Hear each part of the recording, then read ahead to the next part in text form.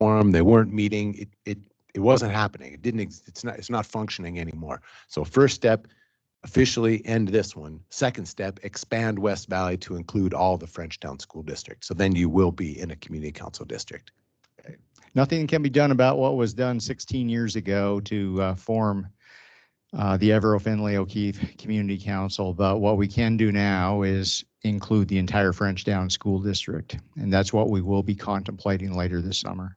So the commissioners of Missoula County have no ability to say, okay, Mr. Glessner, because you were left out, we can appoint you to the position that you tried to register for to get voted into. Correct. We cannot do that.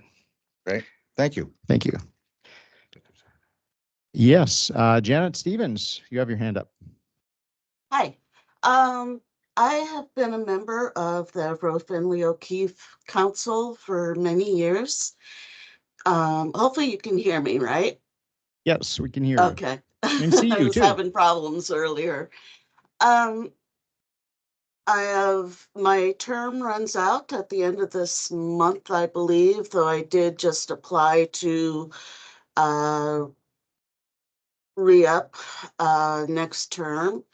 I believe we have one other member, Andy Hayes, who's still on there. And in the last day or two, since this subject has come up, I have received several questions of people in the area who may be interested in restarting the council. It's finally, now that it's down to the last minute, we're getting interest. I hate to see you disband a council as it takes so long to get one going. When we first got this council going, it was because of the Highway 93 reconstruction. And by the time the council was formed, there wasn't a whole lot we can do with input on that construction. It was already a said and done matter.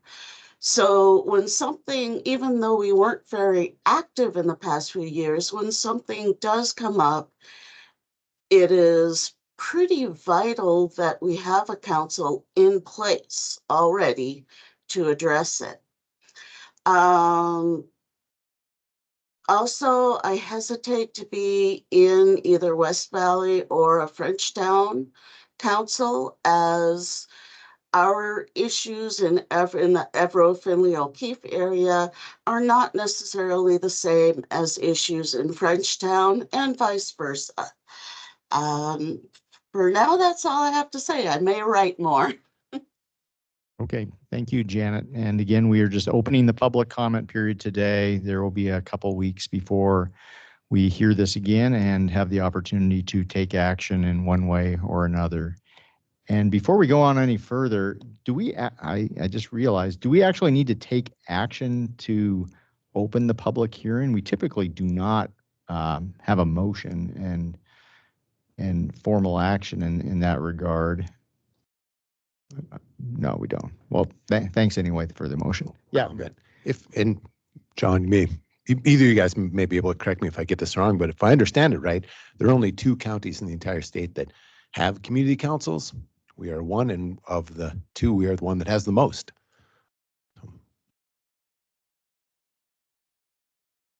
Yeah, I can't speak to what other counties do. The way that we set up our community councils is unique, though, I can say, by trying to encompass, a community. The legislature actually envisioned community councils being the same boundaries as the commissioners' districts. So if we were following the strict statute on community councils, we'd have 3 community councils, and they would be divided. They would divide the county 3 ways. And I'm sure that we set them up the way they did so that we could actually get the pulse of, communities rather than just 3 pie slices of Missoula County. Thanks for that history lesson. I never knew that. Thank you. And for folks who are joining today who may not know, community councils are advisory bodies to the Board of County Commissioners. They have no independent decision-making authority whatsoever, which is different than, say, a city council or a town council that might be a governing body unto itself. Anyone else who's not spoken who would like to offer public comment on this, either online or in the room? Okay, we will, yes, sir. I'll give you the opportunity, since we have such a thin agenda today, to say one more thing. Go ahead. Okay, this with Evero, I wasn't aware of that.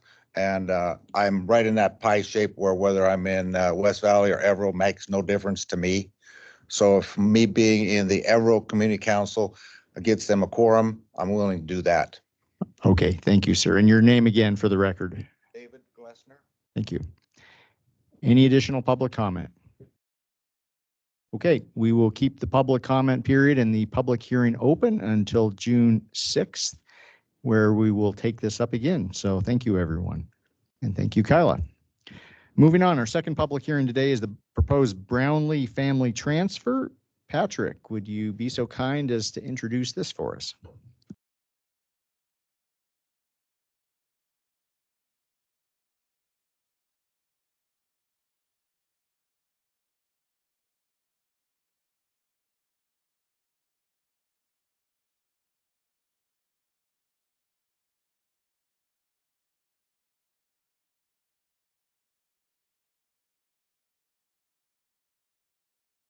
Thank you, Commissioners. My name is Patrick Swart, and I'm with the Office of Planning, Development, and Sustainability. And today we are looking at the request from Gary and Peggy M. Brownlee to utilize the family transfer exemption to the Montana Subdivision and Plating Act on their property located at 15675 Queen Anne Lane in Florence, Montana. And they are being represented by Montana Northwest Company. So here's a look at where the property is located. It's on the kind of the north end of Florence, west of I-90 and just south of Lolo. And here's a look at the existing conditions on the property. It's lot 6 of McIntosh Manor. It's 9.96 acres. And there's currently one existing single-family residence on the property.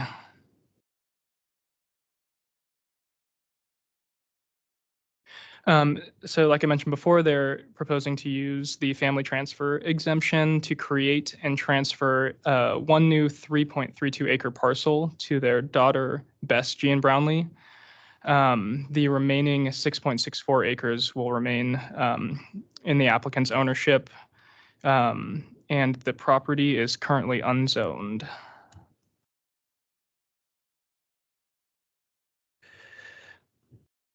Here we have a look at what the property would look like under these proposed conditions. This north-south boundary would be established, creating this 3.32 acre parcel, and there's the remaining 6.64.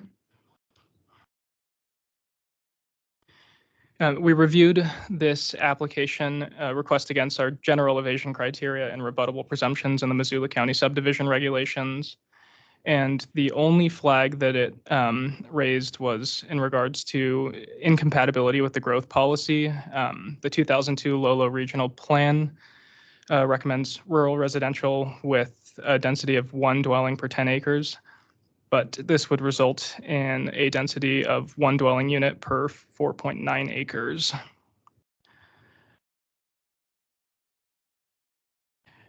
And then if the applicants are here, we have a few questions for you. For the applicants in the room, come on up.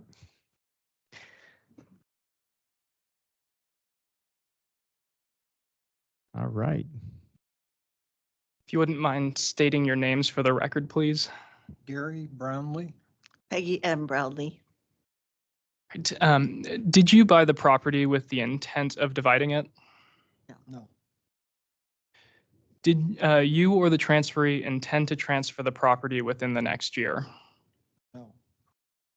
Have you talked with anyone at the county about going through subdivision review? No. Will the new property be developed? Family dwelling. And will the recipient of the property be residing on the property? Thank you. In the future. In the future. Right now. Okay. So Mr. and Mrs. Brownlee, anything else that you'd like to add while I won't make you sit down and then have to pop up again. So, Sure. I was just interested because many of the 10-acre properties have been divided up. Perhaps they are more than what we're proposing to do an acreage size. I'm not sure, but there's lots of dividing up going on. So it thank was just my you. observance. Any other questions? Okay, thank you very much. And I'll also mention that we did send this out for agency comment and did not receive any adverse comments on this request. So with that, we did not find this to be an attempt to evade the Montana Subdivision and Plating Act or our regulations. So we would recommend approval in this instance, and here's a recommended motion for you. Okay, any questions or a motion? Oh. Go ahead. You're good. I don't have any questions. I guess, I was gonna vote before we do that, how could I forget? Public comment, any public comment on this proposed? Yes, come on up. The rare comment on a family transfer. Yes, sir. I've been through this situation, so it's near and dear to my heart. The government is becoming more and more intrusive in how we use and utilize our land. Now, I could see if it was just a small postage stamp, 35 by 105 or 105 by 105 square lot, where you'd have some difficulties with sewer and all that stuff. But in a size like this, why do we make it so hard for families to move their estate forward for the benefit of their family? Thank you, sir. This is about as easy as it gets. So, I'd like to. Any other make a public motion. Oh, comment? sorry. any other public comment online or in the room? Seeing none, I'll take a motion. I move to approve the request by Gary and Peggy Brownlee to utilize a family transfer exemption to create and transfer a 3.32 acre tract to their daughter Bess Jean Brownlee as presented in the exemption application and affidavit. I'm sorry, I didn't read the. I slightly changed the wording, but in effect. Would the you like me to same reread it? motion.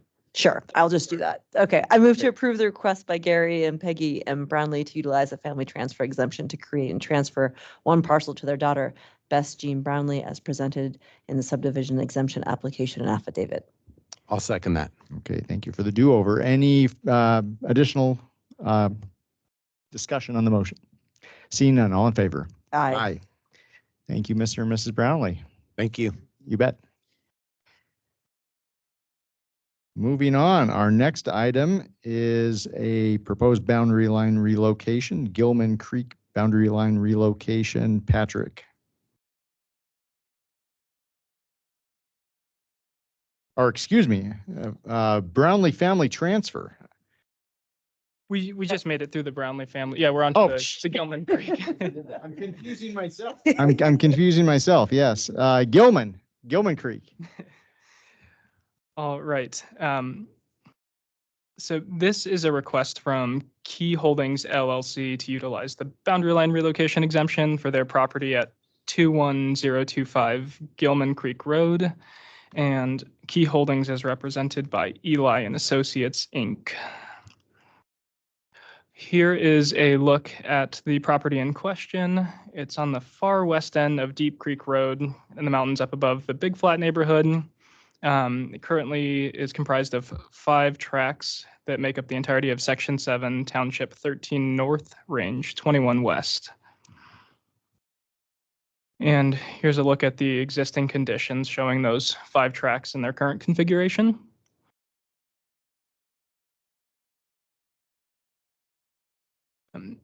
Key Holdings is proposing to adjust these boundaries to allow for to create some designated parcels for recreational use and then some timber production on the other parcels. According to the application, this is what the entirety of the property is currently being used for. The property is zoned Ag Working 40, and the proposed conditions would be compliant with the zoning. And here is a look at the proposed layout.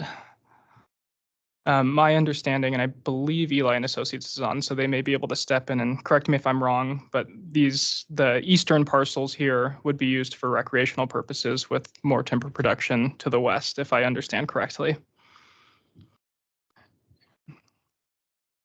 We reviewed this again for our general evasion criteria and rebuttable presumptions. It did flag a couple of the evasion criteria. One being that 2 of the involved tracks have been transferred within the last 2 years. And the other is that the applicants did bring this property forward for a scoping meeting for subdivision with our office in April of 2022, of 2022. And this was also sent out for agency comment, and we did not receive any adverse comments on this project. So after going through our review, we did not find this to be an attempt to evade the Subdivision and Plating Act or a regulation. So again, we'd be recommending approval in this case. Thank you. Is there anyone from Eli and Associates on the line? Applicant or applicant's representative? Hi, Mariah Hale with Eli and Associates. And then I believe the applicant to Brad Isbell is probably online. He can probably better answer questions about the uses than I can. Okay, I will leave it up to you how you want to slice and dice this. Brad, do you want to speak to this? Yes, are you able to hear me now? Yes. Very good. Yes, KEY actually stands for Clara, Eli, and Eva, our 3 children. We have, you may know me from the last time that I came before the commissioners when we took a subdivision, the Blue Heron Estates, and put a conservation easement on it for making that agricultural land as a single 80-acre property in the Harper's Bridge area. So I am just trying to resolve a bizarre boundary arrangement that was initiated over 100 years ago to try to make it a little more practical in how the boundaries are aligned. So that's all we're trying to do. Okay. Thank you very much. We may or may not have any questions for you, so stay on the line. Is there any public comment on this proposed boundary line relocation? All right, any questions from the commission? Yeah, go ahead. Patrick, it looks like we start with and end with the same number of parcels. Is that correct? That is correct. Okay, thanks. Any other questions? Or a motion? I move to approve the request by Key Holdings LLC to utilize the boundary line relocation exemption as presented in the subdivision exemption application and affidavit. Second. Any further discussion on the motion? Seeing none, all in favor? Aye. Aye.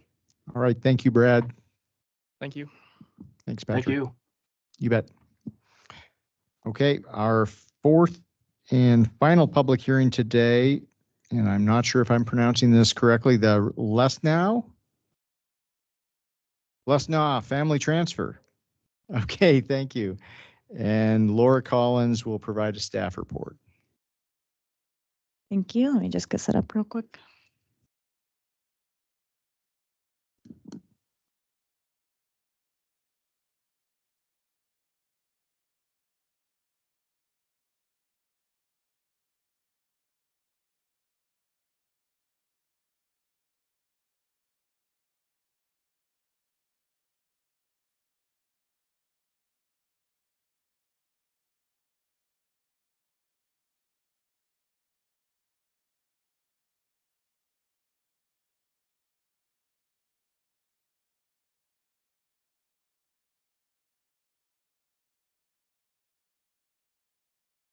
All right, thank you. For the record, my name is Laura Collins with Planning, Development, and Sustainability. Today, I am bringing you the Lesnau exemptions. We have aggregation, boundary line relocation, and family transfer.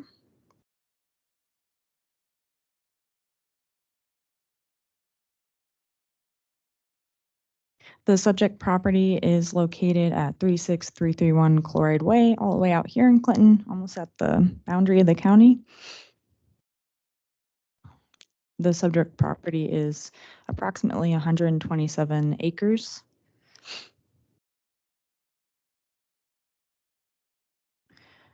The first request is to simply aggregate historical tracts of record identified by the clerk and recorders. There is a second request for a boundary line relocation. There is a proposed relocation between a boundary line with a adjoining property. The neighbors would receive 10 acres from the subject property. And then thirdly, a family transfer to the applicant's daughter is requested. I believe that should say 47 acres. Yep. So the request to transfer one single 47-acre tract to the daughter, Danielle Lesnow, and the remaining 70-acre tract will be retained by Daniel.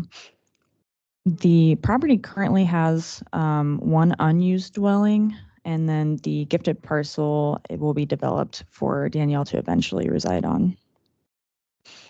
The applicant's daughter did just, she submitted a letter of intent to return and reside on the property as well. I think the applicant would like to mention that. It's in your agenda packets. The property is unzoned, but it is subject to the 2002 Regional Land Use Guide as open and resource. The recommended density for residential use is one dwelling unit per 40 acres. The proposed exemptions would result in 3 tracts that would come into alignment with this. And then here are the boundary line, the family transfer tracts kind of highlighted. So this would create tract 1A1, which would go to the applicant's child, 47 acres. Tract 1A2 is the remaining tract that will be retained by the applicant, and then tract 1B1, which is currently 30 acres, but would receive 10 acres and become 40 through the boundary line relocation. I'm sorry, I'm confused. I thought the 10 acres was going to the neighbors. 10 acres are being received from the neighbor? No, they are going to the neighbor. Okay. So yeah, you see the dotted line within the green. Is that visible? Yes, yes. Those are the 10 acres. So they're that boundary line is being moved up. Got it. Okay. Yeah, Thank so you. Absolutely. We did send this out for agency comment. We got the comment from the clerk and recorder's office of the tract of record that will be expunged with the requested aggregation. And we received a comment from the county floodplain administrator simply that if this had been a subdivision proposal, the drainage area within the property would have been reviewed. And if it were greater than 5 square miles, it would have had to go through floodplain review. This is not necessarily an evasion trigger, but if there were other hazards or potential issues that were flagged, then we might consider the potential for evasion.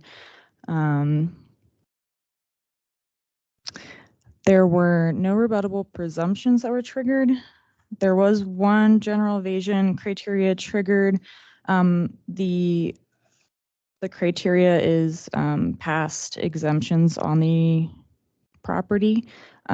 This property did go through a few boundary line relocations listed out here. So one in 2007 resulting in COS 5948, one in 2008 resulting in COS 6066, and then a BLR in 2013 that was part of a joint application with another claimant. So it was a boundary line relocation and a family transfer. However, the family transfer is to the other claimant's child, not Mr. Lesnow's child.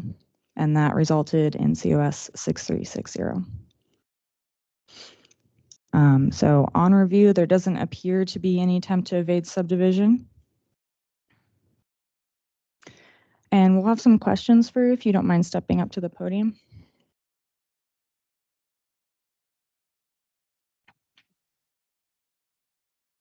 And if the light is green. It is okay, green. Okay. Could you please state your name for the record? Daniel Lesnaw. Mr. Lesnow, did you buy the property with the intent of dividing it?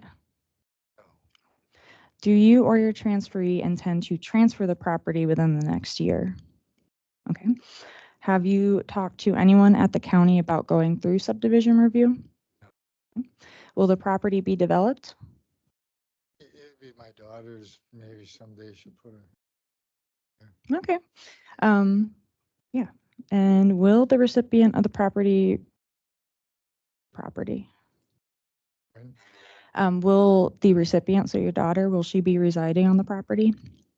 Currently finishing up a graduate degree in here. She'll be out this summer. Mhm. She's still got another year, I believe, before she's finished, so that's up in the air, but I'm just at that point. I'll leave her something, so I was gonna make my circle smaller. All right, fantastic. So here is the recommended motion 1. So we're gonna have 3 motions. We can go through those. Generally, though, we're recommending approval for the 3 requests. Okay. Mr. Lesnow, anything else you'd like to add? No, just 71 soon, and if I don't do it now, I'm afraid that, it might be harder to do it later. I've been off the grid up there higher, and down layer she can develop and run the power that was brought in back in when AT&T ran their deal up there years ago. I've been up there since '87, a lot of changes, but still pretty desolate. Sure. About it. I bet you could see the northern lights good up there the other night. I missed them. Oh, no. Sorry, and I gotta note that I missed. I saw them before on November 5th years ago. But no, I missed them. I would have been a good show, but I had to take someone to the airport. There, I gotta leave way early, so I got to bed. But I missed them, and I heard that they were seen down in Lolo, though. Yep, they were good. All right. Well, thank you. you. You bet. Any public comment on, well, first off, just so everyone can see the motions, could you just click through the motions, Laura? Absolutely. Okay, there's the first motion. Yeah. Let's go through the motions. All right. There's motion number 1, and this is to approve the request to utilize the boundary line relocation exemption as presented in the subdivision exemption affidavit. Motion 2, this is to request that we allow Mr. Lesnaw to utilize the aggregation exemption to aggregate tracts of record as presented in the subdivision exemption affidavit. And number 3, this is to grant or a request to grant Mr. Lesnaw to utilize the family transfer exemption to create and transfer 1 parcel as presented in the subdivision exemption affidavit. So is there any public comment on this proposed set of motions? Anyone online who'd like to comment? Okay, we'll close the public comment period on this. Any questions from the commission? Nope. Okay, let's run through these motions. So for the first one, Motion 1. I move to approve the request by David Lesnow to utilize the boundary line relocation exemption as presented in the subdivision exemption affidavit. I'll second that. And was that, did you say David or Daniel? I am so sorry, Daniel. Okay, do you have a brother named David who's?